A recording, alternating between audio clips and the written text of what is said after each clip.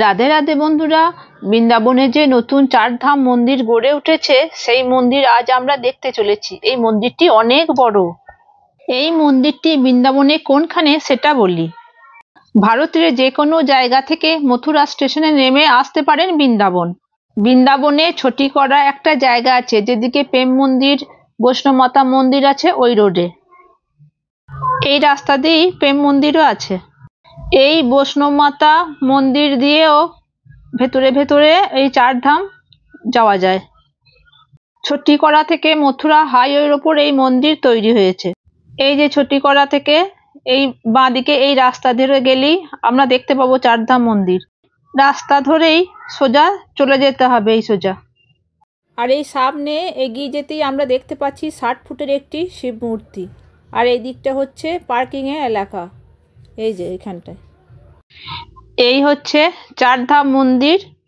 এই মন্দিরটি বিশাল বড়, ভিতরে এলাকা অনেক বড়, তাই হাতে সময় নিয়ে এখানে আসতে হবে। এই মন্দিরে যেতেই দুই সাইডে টিকিট কাটার ব্যবস্থা আছে, আর 50 টাকা করে টিকিট। এই যে এদিকে ভেতরে আসতে হবে, এখানে ভালো করে চেক করছে। এই যে মেয়েদের জন্য এখানে চেকিং ব্যবস্থা রয়েছে।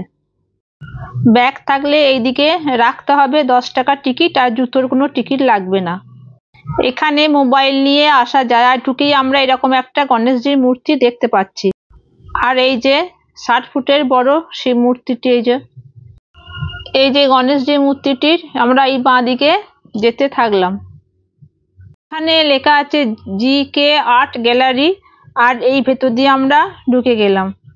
এখানে দেখানো হয়েছে যে এই কমপ্লেক্সটা, চারধাম কমপ্লেক্সটা কিরকম সেরকম, সেটা আর কি এখানে ছোট্ট এখানে নমুনা করে দেখানো হয়েছে। দেখুন কত বড় এলাকা নিয়ে তৈরি হয়েছে এই চারধাম মন্দির। খুবই সুন্দর করেছে, আপনারাও দেখুন। তারপর এখান থেকে আমরা বেরিয়ে এলাম। এই যে সামনের দিকে যেতে থাকি, সামনে একটা এরকম দৃশ্য দেখা যাচ্ছে। এই যে কত সুন্দর করেছে দেখুন। এখানেই দেখুন একটা নটরাজের মূর্তি রয়েছে, এটা অটোমেটিক এরকম ঘুরছে, এই যে খুব সুন্দর। আর এখানে রয়েছে একটা কার্তিকের মূর্তি। সচরাচর কার্তিকের মূর্তি কোথাও দেখতে পাওয়া যায় না, এখানে রয়েছে। তারপর সামনে যেতেই আমরা দেখতে পাচ্ছি শিবজির সব সিম্বল রয়েছে। এই যে এই দেখুন, আর সব এখানে সব ফটো তুলছে। এই যে এখানে রয়েছে শিবধাম, আর এই যে ভেতরে একটা দেখুন কত বড় ঘন্টা ঝুলছে। চলুন ভেতরটা দেখি। আর এই মন্দিরের ভেতরেতে এই যে এরকম শিব আছে, আর বিভিন্ন শিবজির রিলেটেড বিভিন্ন এখানে গ্যালারি করে দেয়ালে দেয়ালে এরকম ভাবে করা আছে। এই যে আর মেন মন্দিরে শিব পার্বতীর এই যে মূর্তি রয়েছে। শিবধাম থেকে বেরিয়ে আমরা এরকম রাস্তা দিয়ে এরকম একটা সুন্দর দৃশ্য দেখতে দেখতে সামনের দিকে যেতে থাকলাম। এই যে এদিকে এরকম জলধারা আসছে, নাম দিয়েছে গঙ্গা।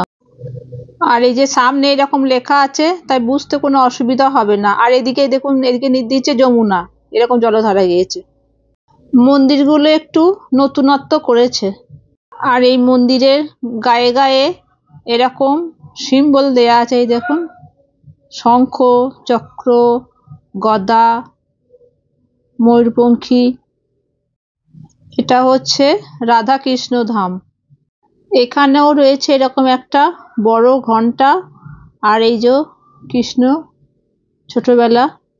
আর এখানে একটা রয়েছে খুব মিষ্টি রাধা কৃষ্ণের মূর্তি। আর এই মন্দিরের ভেতরে চারিদিকে এরকম কৃষ্ণ লীলা করা আছে। রাধা কৃষ্ণ মন্দিরের বাইরে এরকম গোবর্ধন লীলা, কালিয়া দমন, কৃষ্ণ সারথী, এই যে এসব আছে। এখানে রয়েছে নবগ্রহ, এই যে, আর এর সাথে রয়েছে শনিধাম। আর এদিকে গ্যালারিতে শনি মহারাজের বিভিন্ন ছবি দেওয়া রয়েছে। আর মেন মন্দিরে এই যে শনি মহারাজের একটি বিগ্রহ রয়েছে। আর এদিকে ওয়াশরুমেরও ব্যবস্থা আছে। আর এই যে এই সবুজ, এইটা হচ্ছে স্পিকার, মৃদু স্বরে ভজন বাজছে। আর এই বাউন্ডারি দেয়ালে এরকম চিত্রপট করা আছে।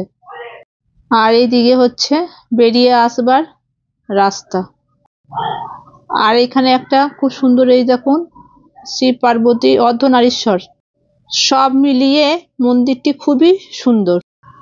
এইদিকে বেরিয়ে আসবার রাস্তা, আর ওই এন্ট্রির সময় যে সামালপত্র রাখা হয় সেগুলো এখান থেকে কালেক্ট করতে হবে। তারপর আমরা এই রাস্তা ধরে আমরা এই কমপ্লেক্স থেকে বেরিয়ে আসলাম। এই দেখুন, ওই দেখুন হাইওয়ে, আর এদিকে গাড়ি পার্কিং এর গাড়িগুলো এই দিক দিয়ে আসছে। এটা একদম এই দেখুন হাইওয়ের ওপরেই মন্দিরটা। আপনারা বৃন্দাবন আসলে এই মন্দিরটি ঘুরে যাবেন, দেখবেন খুব ভালো লাগবে।